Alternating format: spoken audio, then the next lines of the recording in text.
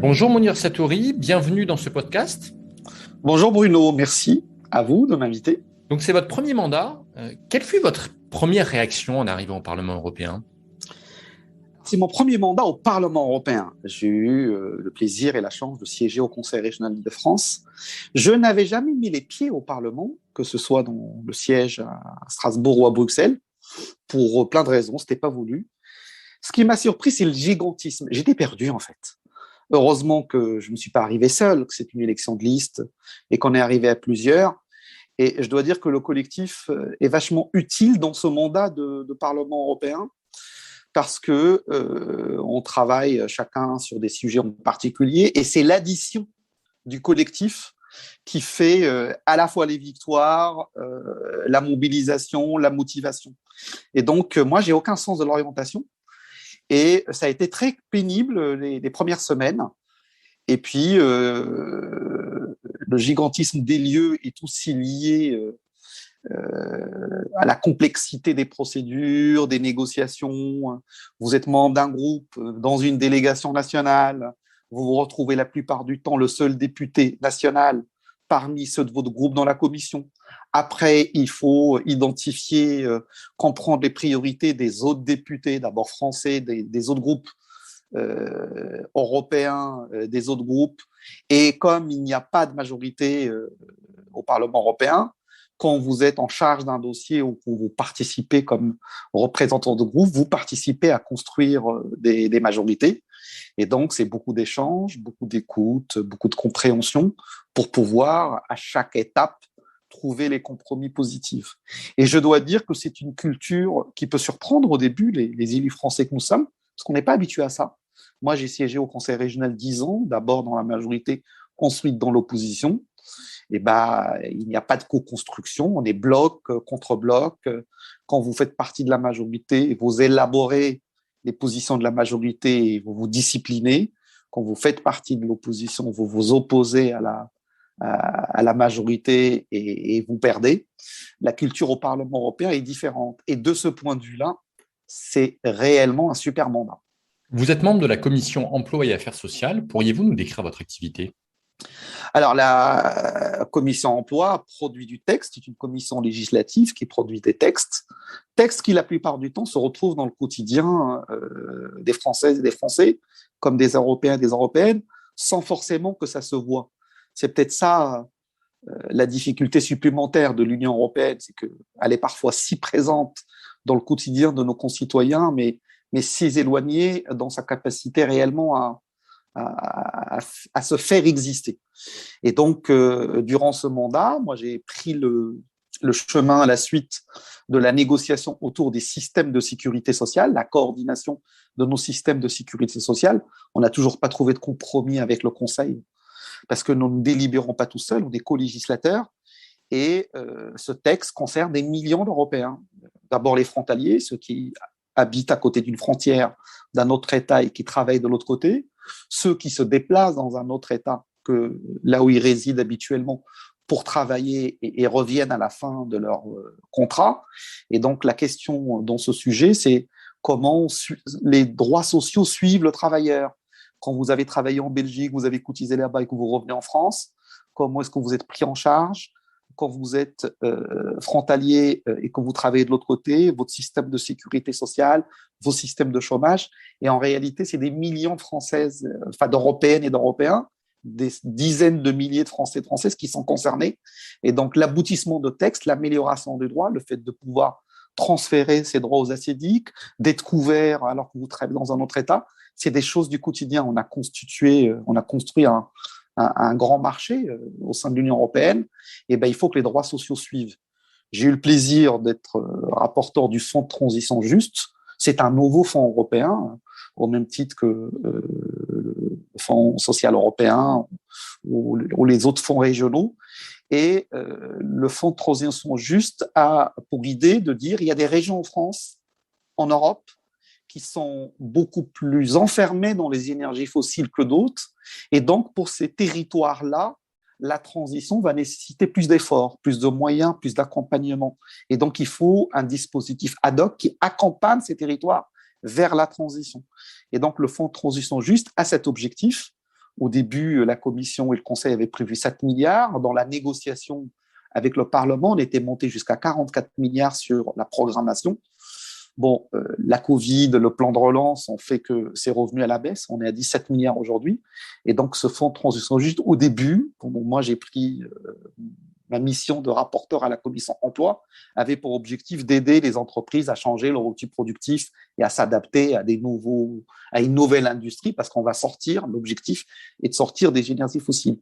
Moi, j'ai apporté ma petite empreinte, qui est de dire la transition juste, c'est quelque chose de systémique, c'est la transformation d'un territoire au-delà des seules entreprises, c'est la prise en compte des personnes, des travailleuses et des travailleurs pour qu'ils adaptent leurs compétences, mais aussi celles et ceux qui ont été exclus du monde du travail parce que dans ces régions-là, il y a eu des licenciements ces 10 dernières années. Il y a déjà des victimes de ce système productiviste et énergivore qui sont ce territoire, et il fallait pour moi que ce fonds de transition juste puisse aussi les concerner par de l'accompagnement à la formation, l'accompagnement à la mobilité, l'aide à la garde d'enfants quand c'est nécessaire. Et puis, pour pouvoir faire cela à l'échelle d'un territoire, ça ne suffit pas de n'aider que les entreprises à changer leur appareil productif, mais il faut aider plein d'autres structures. C'est ce que j'ai appelé dans ce texte les infrastructures sociales, parce que tous les acteurs doivent s'y mettre si on veut réussir l'enjeu de la transition écologique. J'ai le plaisir également d'être rapporteur pour mon groupe du salaire minimum européen, qui, s'il est adopté avec une ambition politique, peut vraiment, en tout cas de mon point de vue, marquer un changement culturel, politique significatif de l'histoire de la construction européenne. Et aujourd'hui, qu'attendez-vous du plan d'action que vous avez un peu évoqué pour le socle européen des droits sociaux? J'attends qu'il soit effectif. Il y a eu beaucoup d'ambition autour du sommet de Porto avant sa réunion, et d'ailleurs la présidence portugaise a affiché une belle ambition. Force est de constater qu'il y a eu des discours, il y a eu des engagements. Moi, j'ai senti et j'ai compris de manière positive que la philosophie changeait. Maintenant, il faut que ce socle européen des droits sociaux devienne effectif et existe pour de vrai dans la vie des Européennes et des Européens. Quand on proclame, je vais prendre quelques exemples, quand on proclame dans ce socle européen l'égalité femmes-hommes, il faut qu'on ait de la législation, des plans d'action, de l'ambition au sein de l'Union européenne et dans les États membres pour que partout dans la société, dans les entreprises, dans l'accès à la formation, dans tous les pans de la société, cette égalité femmes-hommes puisse exister pour de vrai. On parle d'un revenu décent pour les travailleurs et les travailleuses. C'est l'objet de la directive en construction sur le salaire minimum au sein de l'Union européenne. Il faut, malgré la limite des traités qui ne nous autorisent pas en tant que Parlement, en tant qu'Union européenne, à décider du niveau du salaire minimum dans chaque État, il faut que le texte puisse, en termes de contraintes pour obtenir le salaire décent, pour que nos concitoyens puissent vivre décemment de leurs revenus, il faut qu'il y ait suffisamment d'ambition jusqu'à ce qu'on obtienne un changement des traités et puis qu'on puisse aller plus loin. Et c'est ça le malheur de l'Europe. Nous avons l'Europe que nous avons décidé à travers les traités, c'est-à-dire que nous avons décidé de mettre en commun un certain nombre de compétences et de donner des prérogatives. L'Europe est décriée par nos concitoyens, mais aussi surtout par les discours politiques des anti-européens et des extrêmes droites dans l'Europe, mais elle est accusée des fois de choses dont on n'a pas décidé qu'elle avait la compétence. Et la question sociale est éminemment un sujet important, parce que l'Europe sociale est attendue par nos concitoyens. Quand on a débuté la crise de la Covid, beaucoup de personnes s'interrogeaient, mais que fait l'Europe? Mais où est l'Europe? En fait, l'Europe n'a pas la compétence sociale, n'a pas la compétence santé. Et si on veut que l'Europe puisse répondre de sa responsabilité sur ces sujets, encore faut-il qu'on lui donne l'autorité, la compétence pour le faire. Et on est actuellement dans une phase de transition, si j'ose dire, on doit faire dans l'état actuel des traités avec les marges de manœuvre qu'on a, tout en dessinant l'objectif ou ce que ça pourrait donner une Europe où la question sociale, la question sanitaire devient une compétence mutualisée par l'Union européenne. Et moi, vous savez, je le pensais un petit peu avant d'être élu au Parlement européen et de le vivre de l'intérieur. je le pense de manière encore plus forte maintenant que je le vois au quotidien. Le vrai problème de l'Union européenne, c'est les égoïsmes nationaux. Celles et ceux qui, en France, nous font croire que la solution, c'est les États-nations, ils mentent aux Françaises et aux Français. Au quotidien, quel que soit le sujet traité, que ce soit les sujets environnementaux, les sujets sociaux, les sujets de la fiscalité européenne, la taxation des GAFAM, les sujets de la relance verte, tous ces sujets-là, le problème, ce n'est pas le Parlement européen ou l'Union européenne, c'est les États membres, c'est le Conseil, c'est les représentants des gouvernements. Et donc, la solution, c'est plus d'Europe, plus d'intégration européenne pour sortir des égoïsmes nationaux, pour pas que ces ambitions-là restent otages de l'intérêt individuel de la France, du Portugal, de l'Allemagne, des pays de l'Est, etc. Vous êtes membre de la Commission Sécurité et Défense. Pourriez-vous nous, qui n'est pas forcément une compétence centrale de l'Europe, même si on voit bien qu'on a des intérêts communs, pourriez-vous nous partager votre activité au sein de cette commission? Alors, vous l'avez dit, la défense n'est pas une compétence forte de l'Union européenne. Donc, c'est d'abord une commission où on réfléchit, on auditionne, on s'interroge, on essaie de contrôler le travail qu'il fait, parce qu'il y a des missions à l'étranger, en Afrique, au Sahel, qui sont des missions européennes, dans lesquelles certains États membres, la France en particulier, jouent un rôle important, mais ça se fait quand même sous l'égide de l'Union européenne. On essaye de contrôler, d'interroger le travail qui est fait par les États membres et puis les gouvernements. Et puis, il y a toutes les délibérations qu'on fait autour des enjeux liés à la défense européenne. Moi, par exemple, j'ai contribué dans le cadre d'un rapport des relations entre l'UE et l'OTAN pour faire en sorte que l'UE aide, participe, encourage beaucoup plus l'avènement du nouveau traité international sur les désarmements nucléaires et pour que l'Union européenne encourage les États membres, principalement les États dotés, le seul État doté depuis la sortie du Royaume-Uni, c'est la France, à s'inscrire dans cette dynamique de sortie des armes nucléaires. Je rappelle juste qu'à l'heure où on se parle, sur la planète, on a de quoi faire exploser la planète Terre 20 fois en armes nucléaires.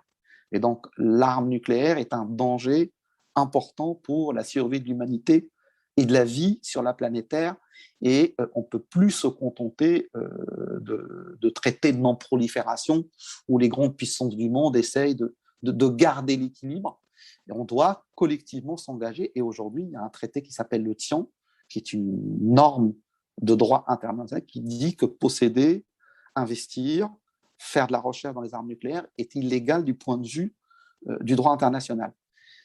Il n'y a pas encore d'État doté qui s'est engagé. L'Union européenne devrait pousser les 27 à s'inscrire à minima comme État observateur du TIAN pour créer un effet d'entraînement, une prise de conscience que les armes nucléaires ne sont pas des armes comme les autres et que pour la survie de l'humanité et de la vie sur Terre, on devrait trouver le moyen d'en sortir. Ça, c'est sur les armes nucléaires. L'Europe a une délibération sur le contrôle de la vente d'armes. Les armes ne sont pas des marchandises comme les autres. Les États membres ne devraient pas vendre sans contrôle à des régimes autoritaires. Et pourtant, parce que ça rapporte, la France, l'Allemagne bafouent cette réglementation et ces textes européens, continuent à vendre des armes à l'Arabie saoudite qui s'en sert pour exterminer un peuple qui est le Yémen. Le président Abdel Fattah el-Sisi est reçu avec les honneurs. On lui décerne la Légion d'honneur à l'Élysée, alors qu'il réprime son peuple et qu'il y a plus de 60 000 détenus d'opinion en Égypte. Tout ça n'est à la hauteur ni aux valeurs et aux principes de l'État français, la patrie des droits de l'homme, ni de l'Union européenne, au vu des valeurs que nous portons au sein de l'Union. Notre union s'est construite autour d'un idéal de paix et continuer à laisser les entreprises européennes vendre des armes sans contrôle et mettre entre les mains de dictateurs des armes qui tuent les civils, c'est indigne de nos valeurs. Et au Parlement européen et dans la Commission défense particulièrement, nous avons l'opportunité, et je le fais avec mes collègues, de porter cette voix-là pour la faire entendre dans le débat public et le débat politique européen. Vous avez co-initié une étude sur le numérique qui reprend un peu ce que vous évoquiez, sur le numérique utilisé à des fins répressives. On voit qu'on est au cœur de l'actualité aujourd'hui, qu'on a probablement des stratégies de surveillance massive qui sont pires que ce que l'on peut imaginer. Que proposez-vous pour que l'UE lutte contre la répression à l'ère numérique ? C'est un sujet qui va devenir de plus en plus important.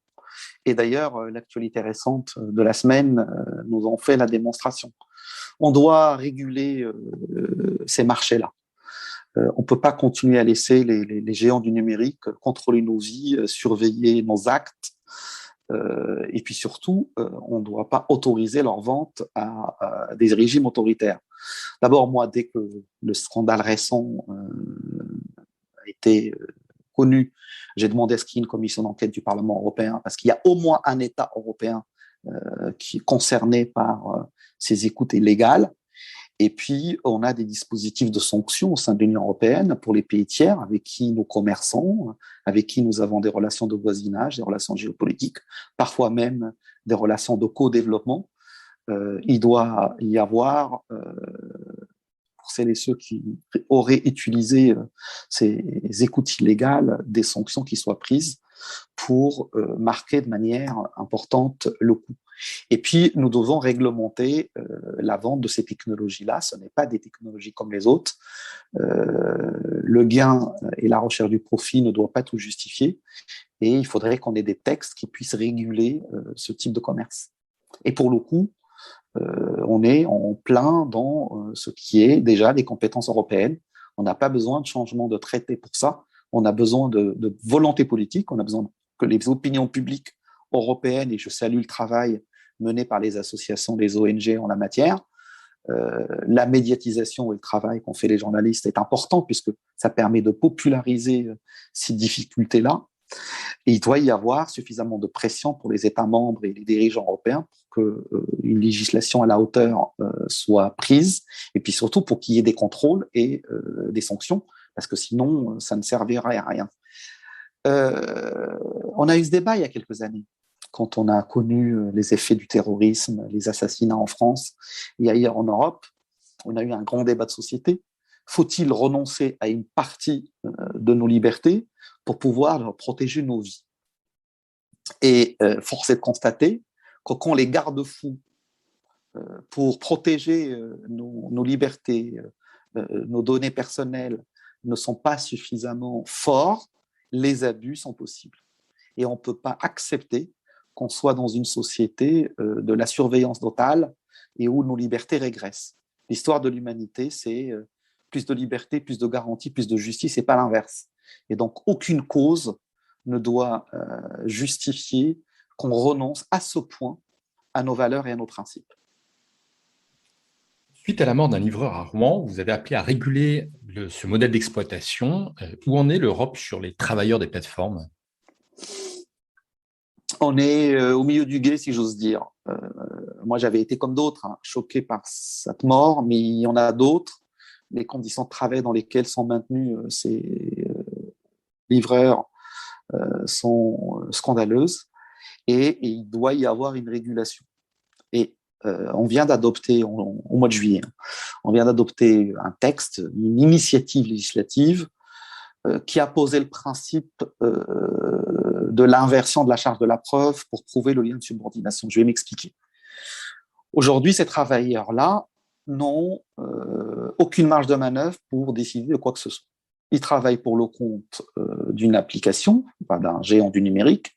Son planning est décidé par l'entreprise, son chiffre d'affaires également, l'organisation de son temps de travail également. Bref, tout ce qu'il fait ressemble à une relation contractuelle de salarié pour une grande entreprise. Mais dans les faits, il a un statut d'indépendant.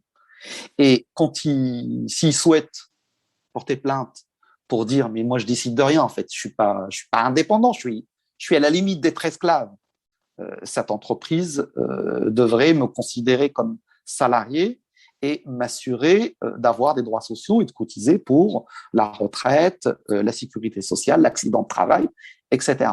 C'est à lui d'apporter la preuve qu'il n'y a pas une relation de travailleur. Et on voit bien qu'on est dans le pot de fer contre le pot de terre et que le rapport de force est complètement déséquilibré en faveur du géant du numérique. Ce qu'on souhaite faire, et on appelle à une directive, à ce que la Commission prenne l'initiative d'une directive en la matière, c'est qu'on inverse la charge de la preuve.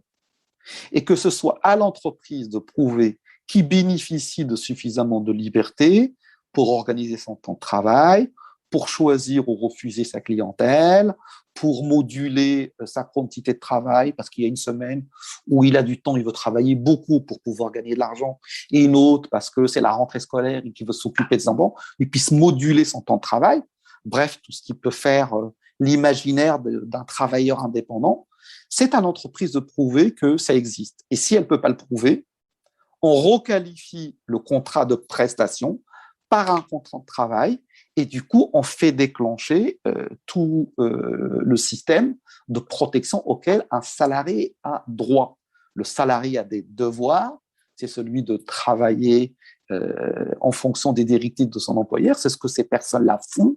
Ils travaillent beaucoup, ils se tuent même au travail, mais il a aussi des droits.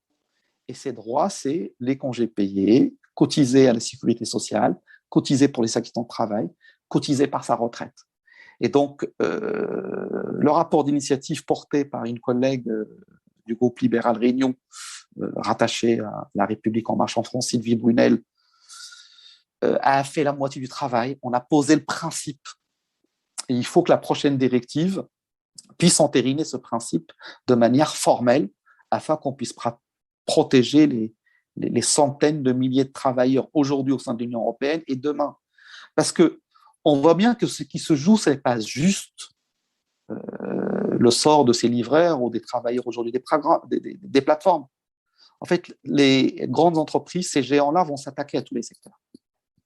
Si on ne met pas le haut là maintenant, si on ne pose pas la règle, ils vont venir décortiquer plein d'autres métiers. Aujourd'hui, par exemple, sur la question de la restauration, c'est les livreurs. Demain, ça va être les restaurateurs eux-mêmes. C'est-à-dire qu'ils vont aller s'installer dans des zones industrielles avec de l'immobilier pas cher. Ils vont créer des cuisines géantes et ils vont fabriquer eux-mêmes les repas et ils rayeront de la carte, la case, restaurateur, etc. Si on ne met pas des règles, demain, ça sera catastrophique et ça touchera plein de secteurs d'activité. Et donc, ça va être un combat essentiel au sein de l'Union européenne. En février 2021, vous êtes rendu en Syrie pour visiter le camp de réfugiés d'Alol. L'entrée vous a été refusée par les forces kurdes qui contrôlent la région. Pourriez-vous nous parler de ce voyage ? Oui, bien sûr. Mais avant, je vais vous expliquer un peu le contexte. Moi, ce dossier-là, je ne le connaissais pas avant d'être député européen. 3 mois après mon élection, il y avait une conférence à Bruxelles, dans une grande salle, où il y avait des familles d'enfants retenus en Syrie, français, belges et d'autres nationalités européennes, et j'ai découvert le dossier. Je n'y ai pas cru. J'avais du mal à croire que nos États européens, la France en particulier, puissent abandonner ces enfants dans des camps de réfugiés. Quand je pense à comment l'opinion publique en France, y compris des responsables politiques, on a critiqué les États-Unis à cause de Guantanamo. Pourriez-vous nous rappeler, pour qu'on comprenne bien, l'âge des enfants en question ? Alors, aujourd'hui, dans les camps de Roche 1 et Roche 2, il y a à peu près, selon les ONG et les familles, 200 enfants français, 80 à 90 mamans, et l'âge maximum des enfants, alors on se parle, est de 12 ans. Ils ont entre 4 et 12 ans. C'est de ceux-là qu'on parle. Et en fait, on les retient. Donc on parle d'enfants qui devraient être scolarisés en maternelle ou en classe primaire, pour qu'on comprenne bien de quoi on parle. C'est ça. On parle d'enfants qui devraient être scolarisés en maternelle, en école primaire. On parle de 200 enfants, c'est-à-dire l'équivalent, vous divisez par 30, l'équivalent de 7, 8 classes. D'une petite école, en fait. D'une petite école. Et en fait, on les condamne à vivre dans une prison. C'est un Guantanamo pour enfants et femmes. J'ai eu du mal à y croire. Et donc, je me suis intéressé au sujet. J'ai rencontré des représentants des familles, des grands-parents. Et puis, avec 2 avocats, Maître Rivière et Maître Dosé et une de mes collègues députées européennes et 2 parlementaires français, on a fait le voyage pour essayer de comprendre, de voir et surtout de pouvoir rendre compte. Et on a estimé que ça faisait partie de notre mandat de député européen. On est d'abord allé au Kurdistan irakien, on a rencontré les autorités locales, on a visité un camp de réfugiés irakiens déplacés de l'intérieur, on a visité un camp de réfugiés yézidis, donc on a pris le temps d'entendre, d'écouter. Et puis on a demandé à rentrer côté syrien, au Rojava, dirigé par une autorité non reconnue du point de vue international. On a passé 2 jours à négocier notre entrée. On a été autorisé à rentrer et on a été accueillis par l'équivalent de leur ministre des Affaires étrangères, qui nous a accueillis à la frontière, qui nous a reçus dans une belle demeure. On a échangé pendant 1 heure et à la fin, il nous a expliqué qu'on n'irait pas plus loin, qu'il n'avait pas le droit de nous laisser rentrer. Les camps de Roche 1 et Roche 2 étaient à 20 minutes en voiture de là où on était. Et à force de l'interroger, de le cuisiner, il a fini par nous dire, par reconnaître que les autorités françaises avaient fait pression pour pas qu'on rentre, pour pas qu'on aille à la rencontre de nos concitoyennes et concitoyens, pour pas qu'on puisse rendre compte aux Françaises et aux Français des conditions dans lesquelles ces enfants et ces femmes vivent. Et ça, c'est scandaleux. C'est scandaleux parce qu'il y a une inégalité de traitement entre les Françaises et les autres, les Français et les autres, parce que des délégations de parlementaires belges, allemandes, des Pays-Bas ont pu rentrer et rencontrer leurs concitoyens.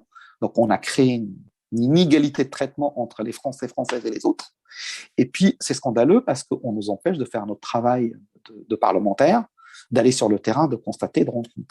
Et moi, j'ai eu le sentiment que ce qui était voulu par les autorités françaises, c'était de laisser ces enfants-là invisibles, d'en faire des fantômes pour pas qu'on les voie.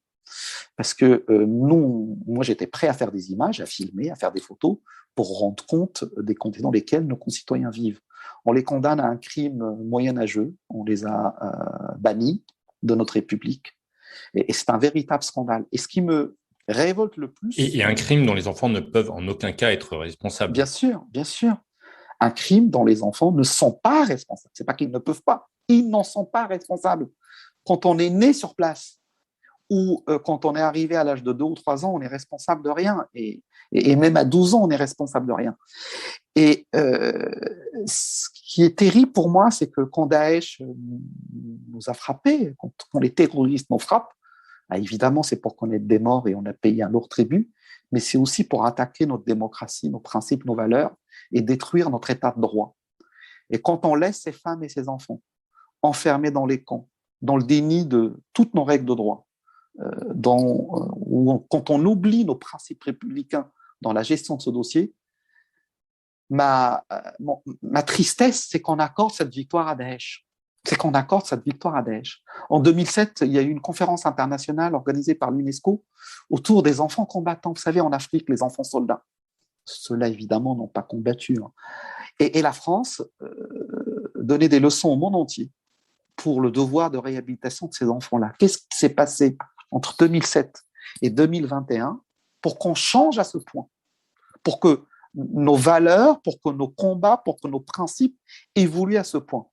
Et puis l'autre question, c'est la question de la sécurité. Les femmes en question, si elles sont responsables de quelque chose, ne peuvent pas être jugées sur place. L'administration du Rojava des Kurdes de Syrie n'est pas reconnue sur le plan international. Il ne peut pas y avoir de procès. Ils le disent eux-mêmes. Les femmes françaises qui sont là-bas, ces mères-là, sont toutes judiciarisées. C'est-à-dire qu'elles ont toutes un mandat d'arrêt international sur leur tête. Dès qu'elles mettront le pied en France, elles seront arrêtées entre les mains d'un juge d'instruction et si elles ont commis des crimes, si elles sont responsables de complicité de crimes, elles seront jugées et condamnées. D'ailleurs, celles qui arrivent à venir, parce qu'il y a ceux qui sont retenus par les Kurdes et ceux qui ont réussi à passer en Turquie au moment où Daesh est tombé. Celles-ci qui sont venues parce qu'elles ont été expulsées de Turquie, dès qu'elles ont mis les pieds en France, elles ont été arrêtées, appréhendées et des instructions sont au cours, voire même des procès sont imminents. Et les juges antiterroristes en France, ils disent que, y compris pour notre propre sécurité, il faut les faire revenir. D'abord, ça nous permet de juger les femmes et si elles sont coupables de quelque chose, les condamner, les faire condamner par nos tribunaux. Et puis surtout, laisser grandir ces enfants-là dans des camps, les laisser grandir dans des conditions sanitaires, médicales, sociale dégueulasse, c'est de continuer à nourrir dans leur tête la haine de la France, c'est de continuer à les laisser entre les mains peut-être de systèmes d'endoctrinement pour nourrir la haine de l'Occident et de la France dans leur tête. Et c'est peut-être un problème sécuritaire pour demain. Nous dirigeons par lâcheté, par peur de l'opinion publique, parce que le président Macron a fait un sondage qui a révélé qu'une majorité de Françaises et de Français étaient contre le rapatriement de ces enfants. Et c'est ça qui a bloqué le processus de rapatriement. Par crainte de l'opinion publique et par refus de l'affronter. Parce qu'on pourrait expliquer aux Françaises et aux Français les enjeux, y compris sécuritaires. Ils prennent des dangers pour notre sécurité future et ça, c'est scandaleux. Et comment vous expliquez, au-delà des enjeux sécuritaires, qu'une question aussi simple qu'une capacité d'indignation en disant un enfant ne peut pas être condamné parce qu'il est né à cet endroit-là et un enfant de 2, 3, 4, 5 ans, 10 ans, 12 ans a un droit à un minimum d'humanité et de vivre libre et d'avoir un accès à l'éducation, que cette capacité d'indignation minimum n'enflamme pas la bonne morale française, si j'ose ce terme? Je ne me l'explique pas. Mais en même temps, je vois les débats publics qu'on a, notamment sur un certain nombre de chaînes d'information. Moi, j'ai vu depuis ces 4-5 ans le basculement du débat public. Il s'est passé un truc, je crois que collectivement, on a raté quelque chose. Au lendemain des attentats terribles du Bataclan, je pense qu'on a raté quelque chose. Ça a été dit par certains que ces attaques non seulement étaient organisées pour commettre des morts, mais aussi pour nous monter les uns contre les autres, pour nous diviser, pour détruire notre modèle démocratique. Mais on n'a pas suffisamment tenu compte. On n'a pas communié. Certains ont parlé d'ennemis de l'intérieur. Au lieu de nous rassembler face au terrorisme, face à la barbarie, et de tenir et de résister ensemble, on s'est divisé et on a cherché le bouc émissaire facile, l'ennemi de l'intérieur qui était le musulman. Alors qu'en réalité, celles et ceux qui frappent, ils frappent tout le monde sans distinction. Ce qu'ils veulent, c'est non seulement la mort des non-musulmans, mais en vérité, ils veulent la mort de tous ceux qui ne pensent pas comme eux. Et c'est une forme à la fois de dictature et de barbarie. Et on s'est laissé diviser, je pense, depuis 2015. Alors, certains ont des responsabilités, certains responsables publics ont une responsabilité forte en la matière, mais je crois qu'il n'y a pas eu une prise de conscience sociétale globale sur l'intérêt face au terrorisme de tenir ensemble et de ne rien lâcher sur nos principes et nos valeurs. Moi, je pense que ça remonte à ça. Merci pour ces mots forts, merci pour votre temps et nous vous souhaitons de belles vacances, Mounir Satori. Merci à vous et bonnes vacances à vous également.